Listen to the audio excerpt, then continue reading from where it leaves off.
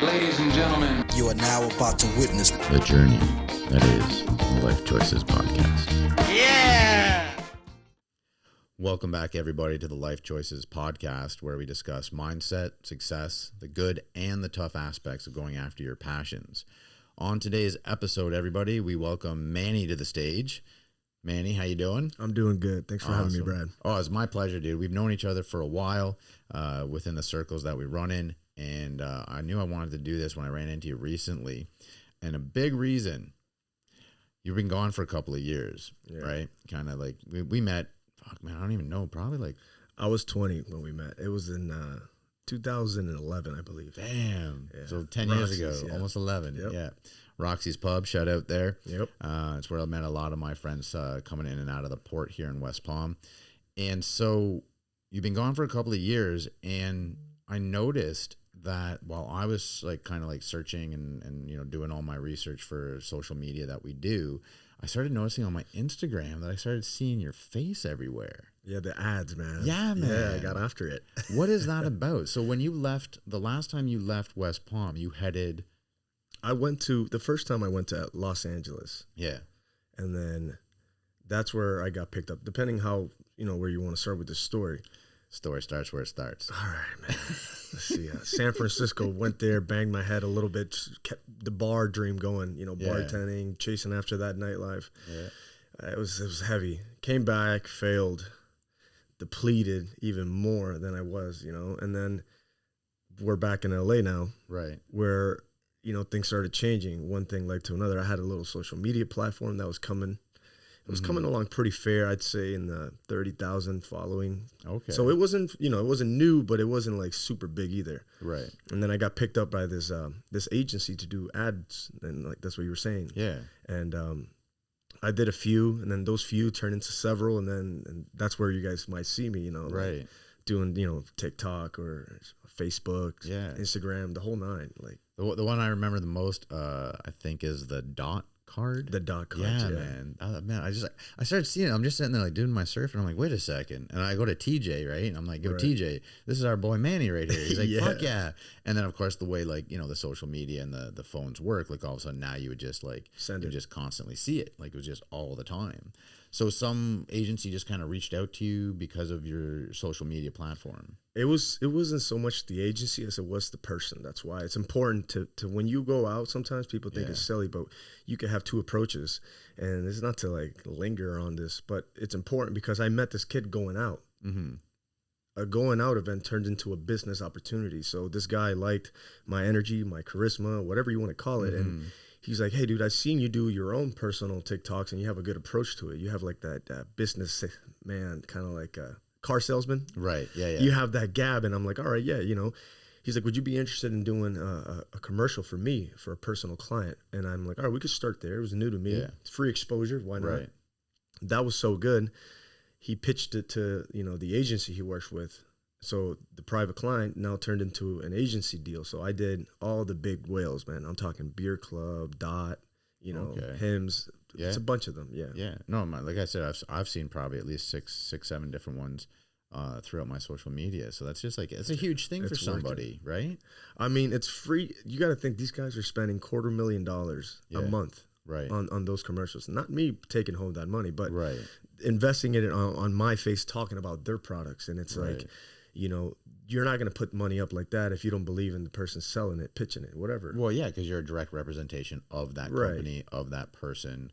Yeah. So that's a huge thing. It's a huge compliment, really. Thank you. I mean, I've had negative feedback too, which... What negative feedback? I got some pretty crazy tattoos, bro. Yeah. Yeah, like they're very Soviet era. Okay. And you know the ones I'm talking about. Yeah. And people really... I don't have time to do the commercial. And I mean, like, hey, by the way, guys, let me take in half an hour and explain these to you. Like, and I wouldn't want to either. Right. So a lot of people probably they run these ads, and I'm like, hey, you should probably not use me shirtless for this obvious reason right here. Yeah. And then they'll still do it, and then people be like, oh, he's a communist, this and that, and then they'll start engaging more on me than the product itself, which sometimes they want that too. Right. They want people talking about other things besides the product because it's still engagement and the videos go around. But it's still negative to me because they just attack on me, and Right. it, like I get paid either way, so I don't care. But it'll deter me from other products. They'll be like, oh no, we won't go with him because look at what happened with this brand. Like, Right. so I have to kind of, and I've covered it up too a little bit. Yeah. But yeah, it's a double-edged sword sometimes, believe it or not. But you definitely have that image. You know, you have that image that is very popular right now. So seeing you as an individual in commercials is not shocking. You know, you're a good-looking man. You have tattoos. Let's be honest. It's not like it used to be when we were younger where it was looked down upon. Now it's very like mainstream. You know, it's almost like when you go to a restaurant or a gastro pub, let's say, if you don't have the piercing, if you don't have the tattoos, you won't get the job. Yeah. Which, you know, when I was a teenager, not that I had tattoos when I was a teenager, but back then it was like, oh no, he's got a beard, he's got tattoos. Oh, hell no. Gang yeah. member, yeah. He's bad. We can't have that, you know, representing us. But now you're in a position, you know, at a time in life where it's fine. Right. Yeah. Listen, we're being real, right? We're not pretending to be something we're not, right? That's what we're here to do. We're here to show everybody that it doesn't matter what industry that you're in, success is there for you. If you have a passion for something, go after it, make something out of it. And that's what you're currently doing. Yeah. You're successful at what you do on OnlyFans. You're successful on the other 2 points of your triangle, the other 2 businesses, and you have the mindset to manifest that you're going to create an agency which is going to boom because of where you started. Yeah.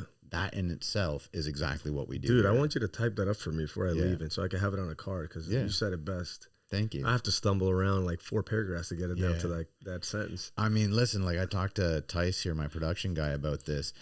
I read every day for a couple of reasons. I read to keep my brain exercising because I don't want to have that worry of forgetfulness, but I also read to knowledge, like to give myself knowledge and absorb words so that I'm able to articulate what it is I want to express. No, I'm smart, but I get lost in translation. Yeah. Like when I could want to say the most craziest things that be like, oh, this is going to explain all this.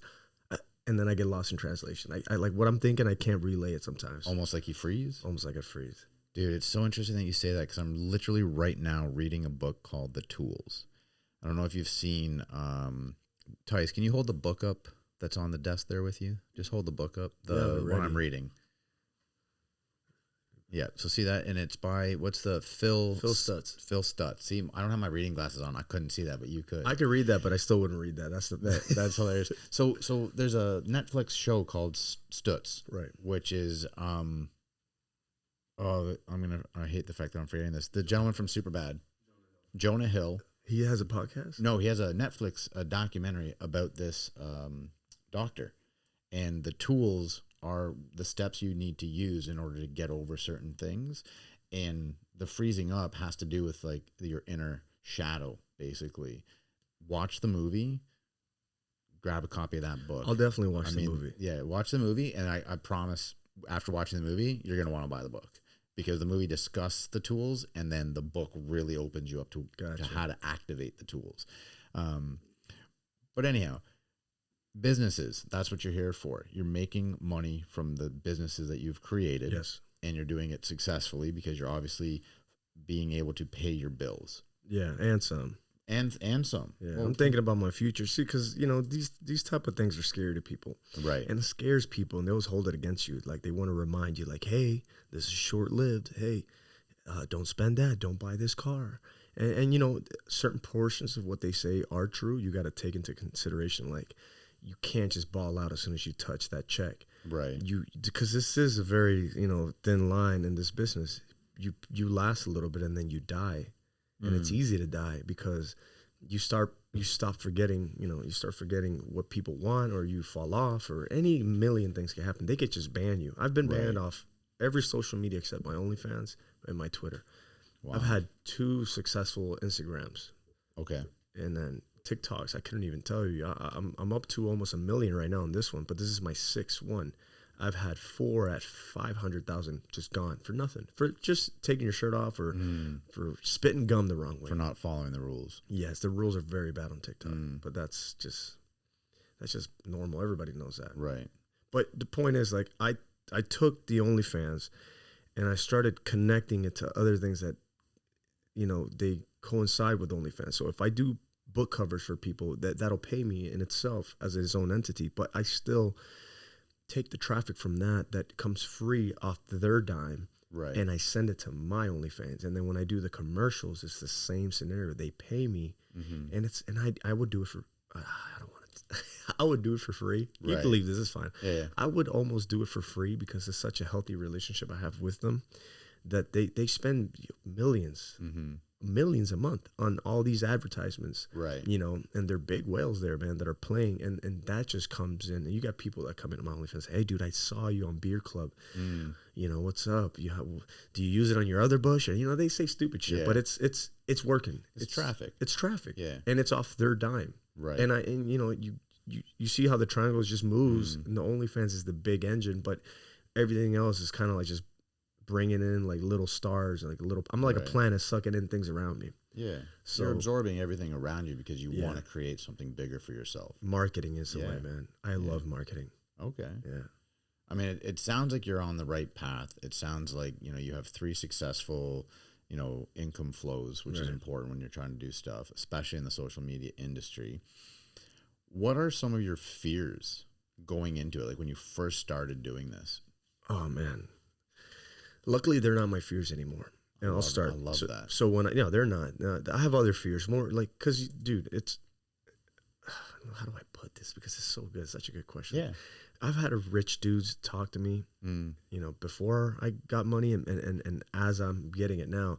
And they're like, dude, you're going to start turning into a dick as you get money, because to them, you're a dick, because there's a certain way you have to carry yourself, and in certain ways you have to exercise certain authority with people. And I mean, it's like, you can't take shit. Like, you can't take mediocre service. If you hold people accountable to jobs that they're meant to do, things that they got to do, and you're more susceptible to people doing right by you, but you have to keep a firm hand on people now, because now I have to, like, if I pay somebody to do something that's in compliance with my job and it's not done right, you might get mean. I mean, I don't know how to kind of put it to you. It's just, you start changing and people call you assholes. There you go. I'm lost in translation. No, I hear you, and I'm going to try and see if I can hit this one out of the park for you. A fear would have been changing as a person because the money was coming in. Yeah, but it's not. It's just, you have to. All right, I'll give you an example, and then we could probably try to get it out there as we go along. People, like, I had friends that started seeing me make this money coming in. Yeah. And now they wouldn't ask me for a dime before all this. They'd be like, "Oh, dude, you why am I going to ask you for a beer? You don't even have it for your own." Right. But now I'm expected to pick up bar tabs, and if I don't, I'm an asshole. Right. Because I have it.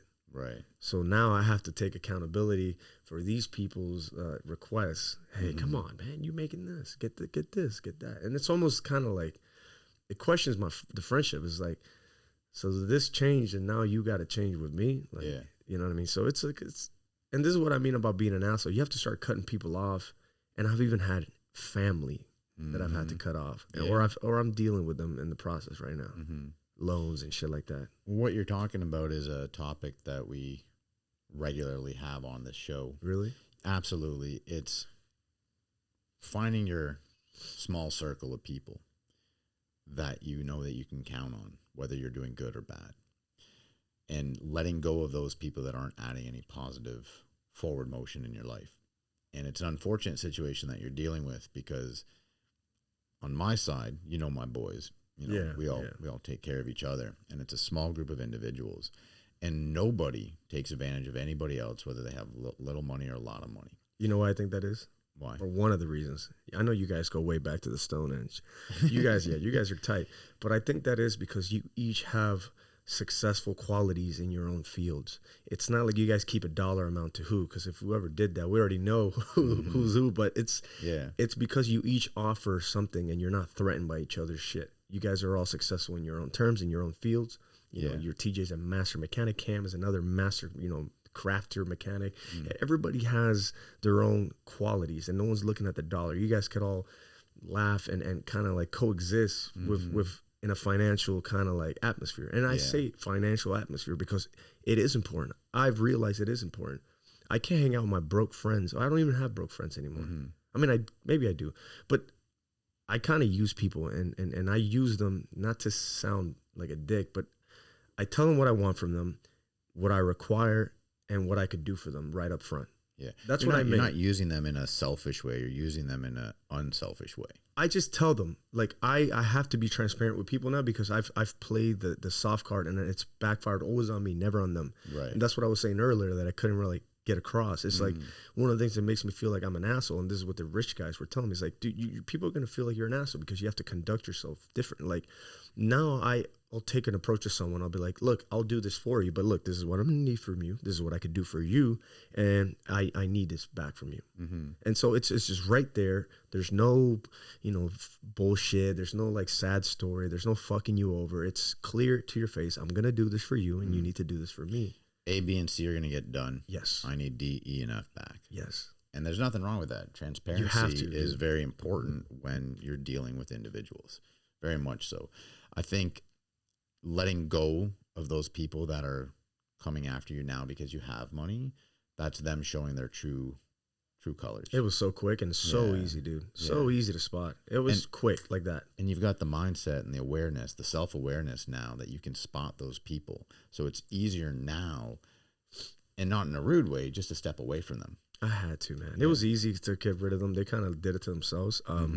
But I never changed as a caring person. Like I don't nickel and dime.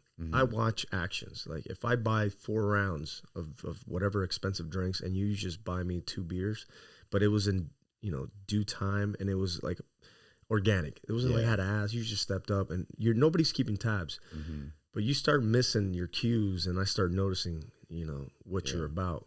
And then that's why I say like hanging out with rich people is way better. You learn first. You got to learn something from who you're hanging out with. You're hanging out with like just people that aren't going nowhere and they're just talking out of their ass half the times. It's like, what are you going to get from them?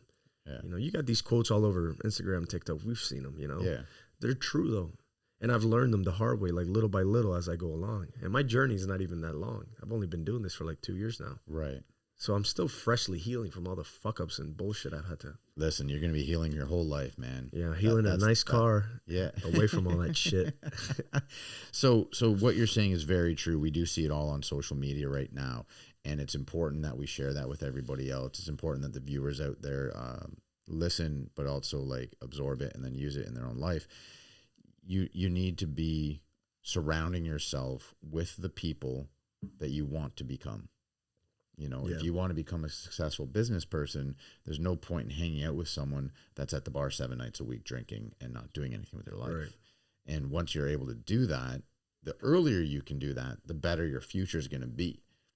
I grew up without social media. I grew up without podcasts and YouTube and everything like that. And I just had like family members or like school teachers that would basically be my influence or, my guidance as to what to do. Now we have this amazing platform where we can share that information with people.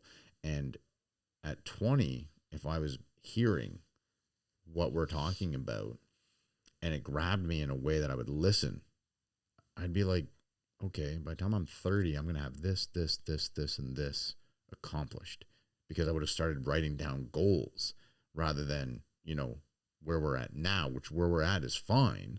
But can you imagine if we were on the flip side of this, if we were 20, 25 right now, listening to grown men talk about their successes and how they got it and how their mindset has overlook to be a it every certain way. time. Yeah.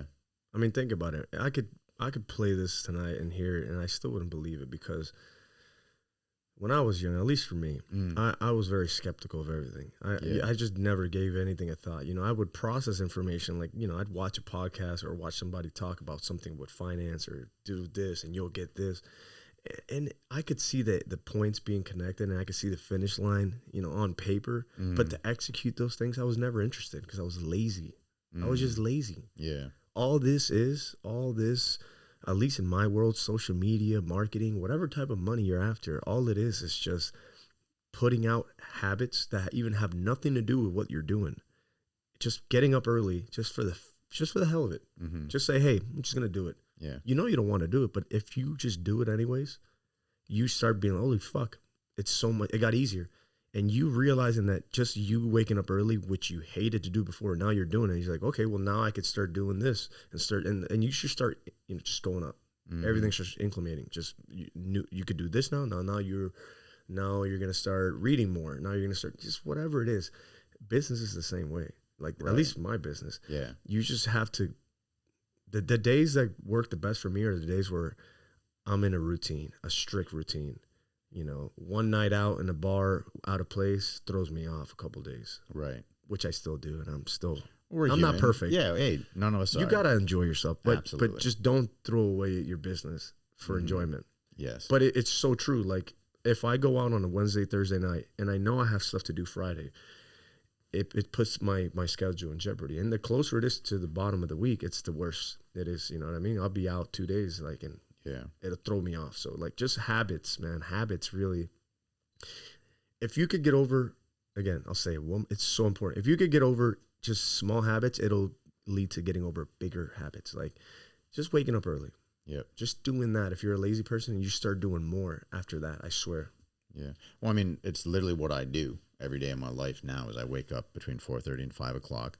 Damn. I'm not perfect. That's fucking perfect. Some days I wake up at 7 because my body tells me, hey, you need some rest. Just stay in bed.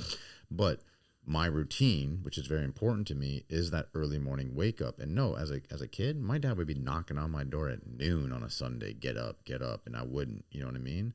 But as an adult now that wants to accomplish everything, I want to get so much done as quick as I can so that if something else comes up in the day, my business isn't affected by it. So my wake up, take my dog for a walk, my meditation, my reading, my going to the gym, if I can get all that done by 9 a.m., dude, the rest of the day is still mine to accomplish so many more goals. Yeah, dude, that's sick. And it was hard. It was. But I implemented a practice, which is I try to share this with people, is if you don't like waking up early, again, mini goals are important. Large ones you might not, achieve. So don't say if you get up at 7:30 or 8 o'clock every day, tomorrow I'm going to do it, Brad does, and get up at 4:30. Not going to happen. You're going to hit snooze. 15 minutes. Just get up 15 minutes earlier. 15 minutes is not that hard. You don't have to do anything. Just sit up in your bed. Start thinking about what you want to do today, and then get up and go do it. Do that for a week. I think I've said this. I think I might have said this last week on another episode, or maybe like a TikTok or something. But the next week, do 30 minutes. And maybe that's all you need. Maybe that 30-minute extra, you can get a lot done so that your day is easier. Before you know it, you're going to keep waking up earlier and earlier to the point where you know what time to go to bed and what time to wake up, so you have enough rest so that you have so many more hours to accomplish the day. Yeah. Dude, that's like Jocko right there. You know who that is? No, I don't. Jocko Willink. Okay. He's like known for waking up at 4:30 in the morning, just taking pictures on his Instagram. His hairy forearms. Okay. Yeah, that's his thing. He's just like, look at my arm hair and then look at this clock, 4:30 a.m. What are you doing? Like, it's something people talk about, and I always hear it. And I'm a lazy person, dude. I still don't get up. I get up at 7. Okay. 7:30. Nothing wrong with that. You know what time I was getting up and the business was still successful? Noon. Wow. But see, my days weren't. I was just doing OnlyFans, and then the book covers were twice a year, and they're all automated. A lot of my work's automated. Thank God for that. Shout out automation. If you guys ever want to do good business, automation is very important. But that's only one part. You still got to get after it. You still got to do messages and stuff like that. You still got to like engage people in person to person talk like in that via internet, whatever it is. You still have to spend time.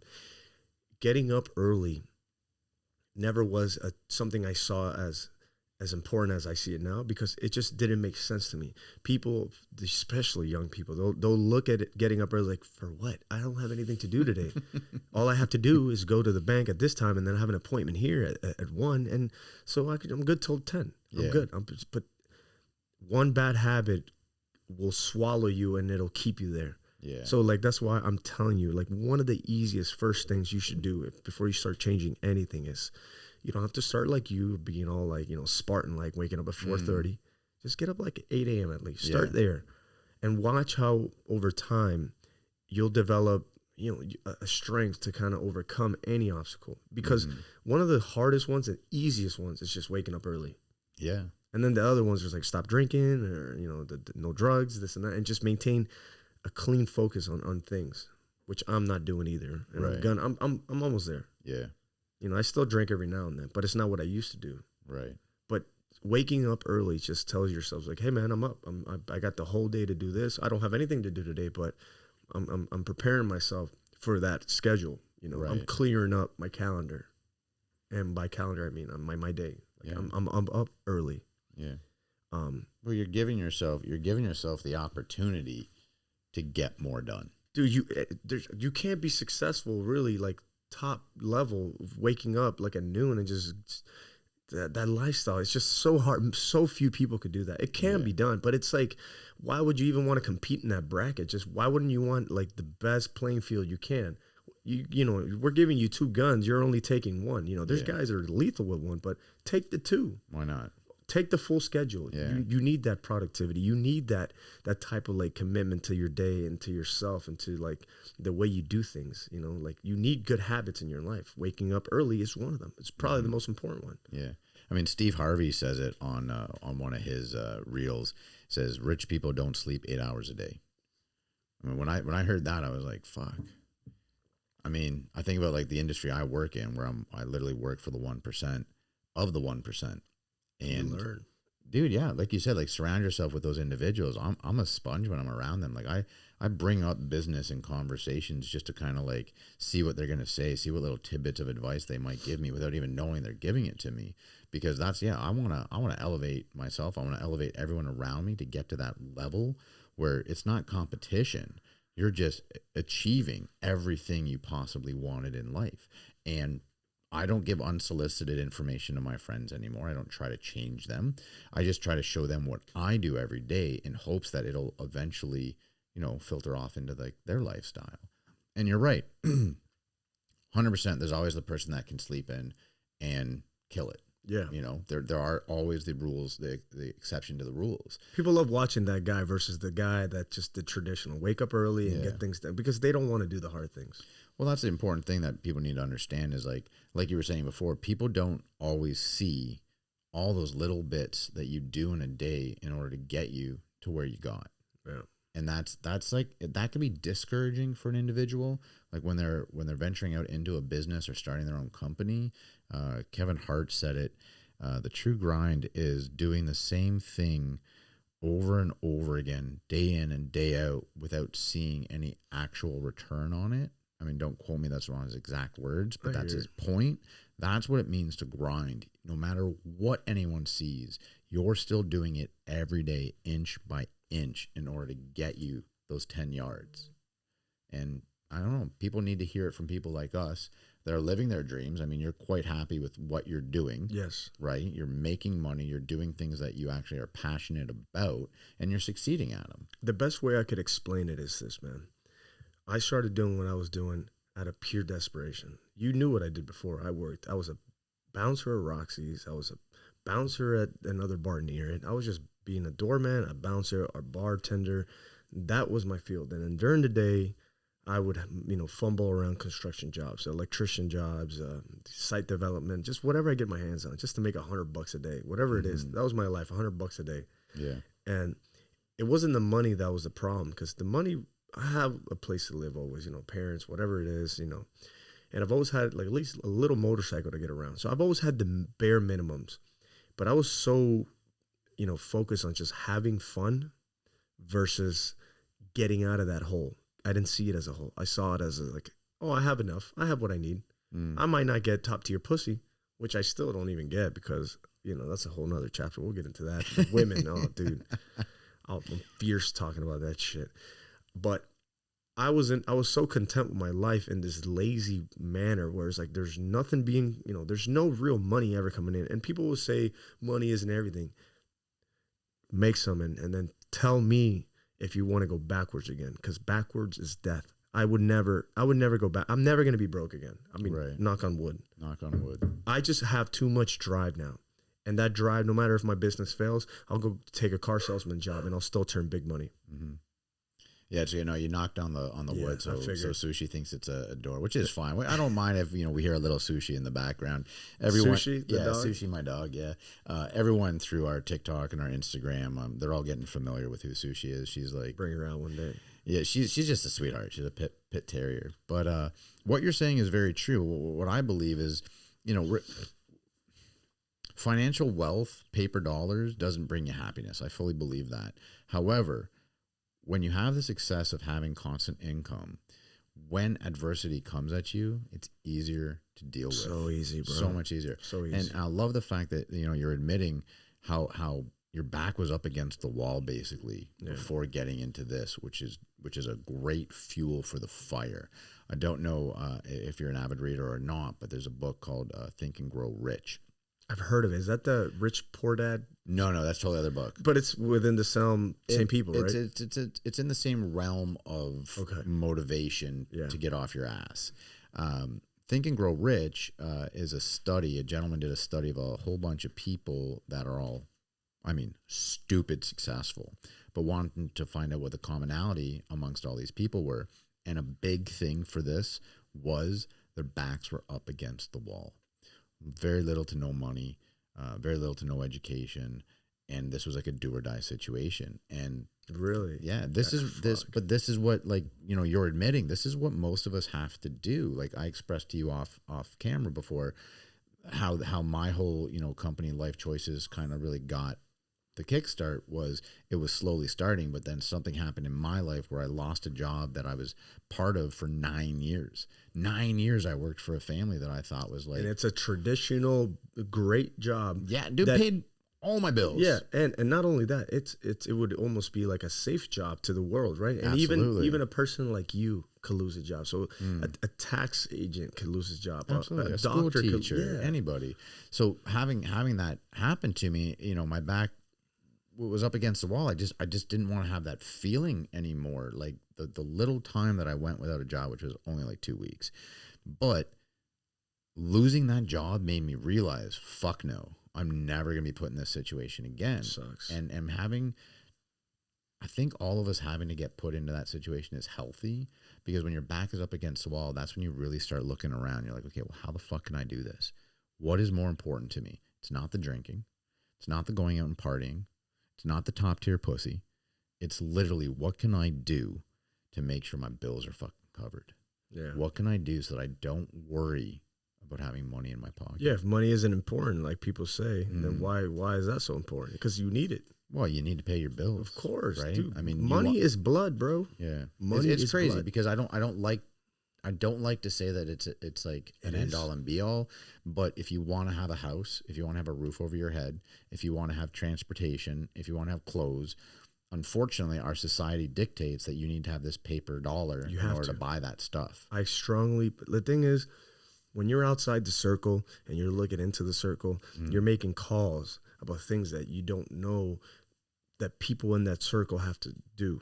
Right. Once you step into that realm, you see things differently. I'm not rich. I'm not even close. Right. I know I'm going to be rich. That's the beauty of it. I know I'm going to be rich. I'm just watching it and I'm following the steps that those in front of me are leaving behind. And I could see it. I could see the horizon. That's that push you were talking about. When I started this, it was pure desperation, about to be homeless, couldn't get a job, not even at Planet Fitness for $9 an hour, part-time. Like I was just getting no. And I had my own opinions about the biasness of that nature of like why I don't get jobs. It's probably because they think I'm going to fuck the bar staff, or they think this. I just kept saying excuses, or if it's this, it's that. I started the business and I had no idea where I was going to go. I started at 30 years old. Most people don't start OnlyFans at 30 years old, but I just did it. And my fears were, again, I don't know if I mentioned it. It was, I didn't want people to know or see me naked or this. Or what if Joe thinks this? Or what if his dad sees this? They're going to think I'm gay, or if they think I'm this or that. Oh, no way, I can't do this. And I said, fuck it. I have nothing else to do. I have no other money. If this fails, then this is the last bullet. This was the last bullet. And there's nothing else for me to do. I have no other strengths. I keep hearing this since I was like 22. Do OnlyFans, do this, do modeling, do that. I'm like, I'm not doing any of that shit. Got into OnlyFans. It gave me, I think, my first check was $4,000. first month. And I said, $4,000 for this bullshit? Yeah. I'm on. And it just went up after that. And then it slowly went up to crazy numbers. And it's like, $4,000 is not a lot to some of you guys that have crazy, jobs. That's a normal paying. That's a welder right there, a lower end welder, not even a great welder. Right. It's nothing crazy like, whoa, $4,000. But $4,000 a month pays a lot of bills. At the time, a guy living in his mom's living room on a single mattress on the corner with a little busted moped, couldn't get a job, just got fired from every bar I ever worked. It was like, holy fuck. I just have to, jerk off? And okay. And then I started opening up my boundaries, I guess, and just stop giving a fuck about what people say. Yeah. No one's paying my bills. No one's going to give money to my mom. No one's going to do anything for me. Nothing. And for the most part, other people's impressions of you are not really about you. It's about their own shit that they have in their past. You think so? I think so. I've never thought. I just thought, oh, it's just something funny to talk about. Oh, he's on the internet showing his butt. Oh, that's fine. But you know what? Those people, no bad publicity. No publicity is bad publicity. Yeah, I keep hearing that whole thing, right? And it's true, because you think of like the big wigs in the world that get ripped through the fucking media, and they're still out there making money, right? They're not losing their business. But my point that I was making was, when people start saying shit about you or start talking bad about you behind the scenes, it's like, they're not talking about you. They're talking about their own insecurities, their own bullshit. They're just projecting it onto you. But having that ability, like you're saying now, that you've grown as an individual and you have the ability to not give a fuck. We talk about this all the time. We talk about zero fucks giving. That's a holiday we try to celebrate every day. If you can do that in your own life, then there's no boundaries for your success. Because you cannot get, think about all the people on social media right now, the really big ones. I don't know if you know who Gary Vaynerchuk is. Yeah. Okay, so do you think he gives a fuck if someone says something bad about him? Fuck no. Do you think he has the time? He does probably read through a lot of stuff because he's very connected with his viewership and whatnot and his following. But do you think he's going to allow one person's comment that they don't like him for this reason, his hair's this, his clothes are that? Do you think he's going to stop doing what he's doing? Bro, he's counting on that every week, every day. Exactly. It's coming. He knows it. Yeah. It's part of business, and it's good business. Yeah. So when you can get to that point like you're at right now, where you don't give a fuck anymore, you're able to do your business the way you want to do it, and you're able to see more successes. I didn't have to do anything. Yeah. I personally didn't have to have a talk with myself. Really. I mean, I've had talks with myself, and I thought, deep thought, but it's not as lucrative as you think. You want to know what changed it for me? What's that? The money. Yeah. People say, "Oh, money, bullshit. Make some." Yeah. See how it puts things in perspective. See when you start making a certain figure or certain money will change you for the better. Sometimes it'll be like, don't worry about them. Look at this check that came in. Now your mom is good. Your whole my whole family's on my back. If I want to, they're good. Yeah. And money is honestly, it's not the only salvation, but it's the only thing that's you could touch. Because people talk about emotions and feelings and this and that. Remember the sayings put a dollar figure on it, or put a figure on it? No, I don't. There's know a saying put a dollar on it. It's it's just it's an application of some saying where it's just, if it ain't nothing physical, it's not real. Money really puts things clear to you. Once you start seeing real money, it's if I'm doing bad, if this isn't good, then why is it so productive?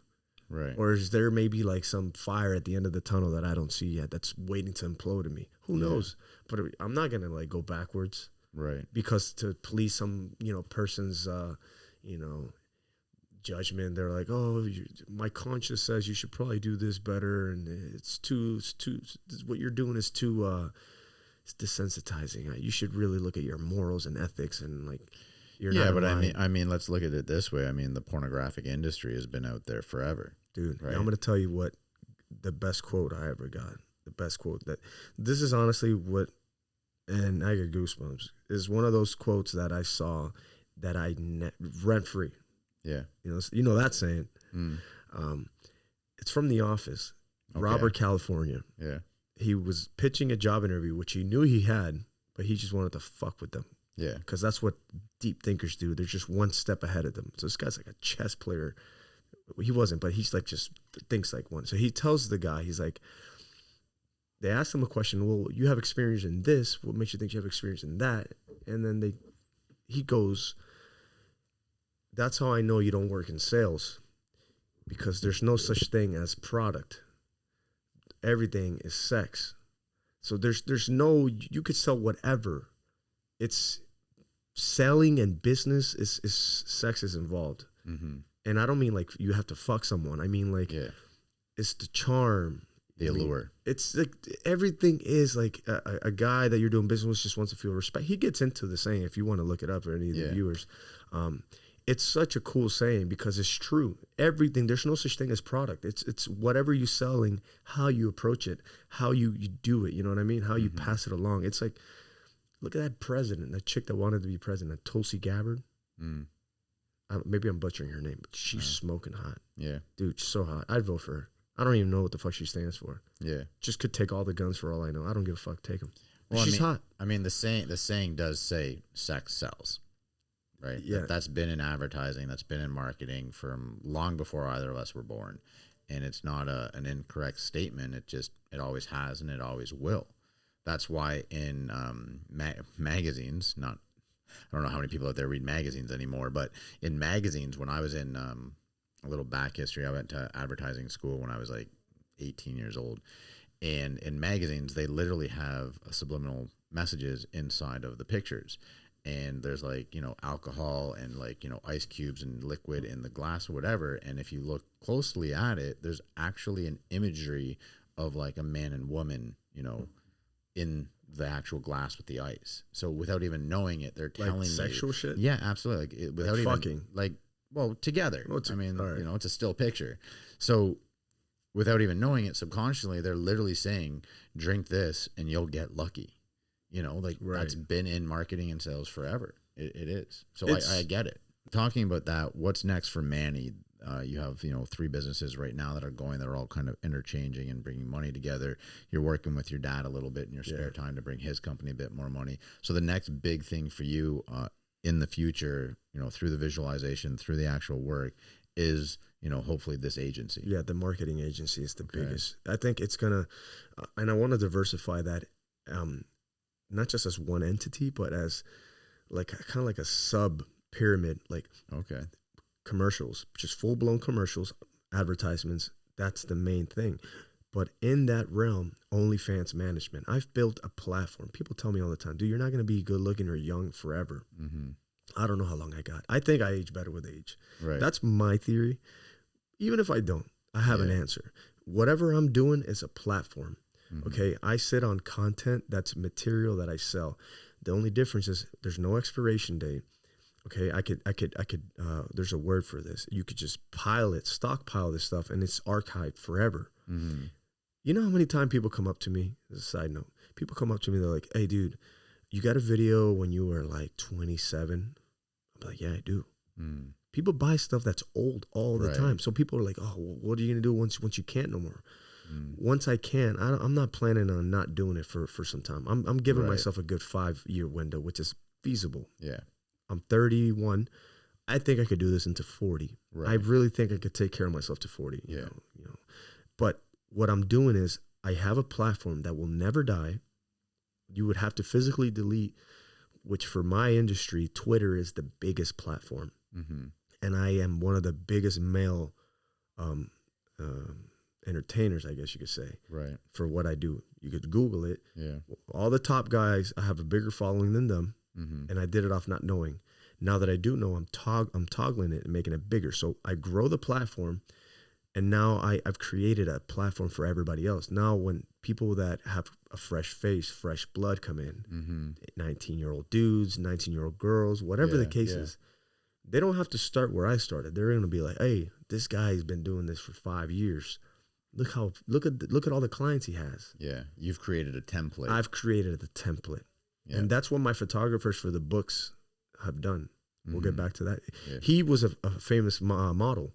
Mm-hmm. He couldn't do that shit forever. He did it as long as he could. He racked up his money, and then he started a modeling business. Now he does all the pictures, and he's making more money than he was as a performer.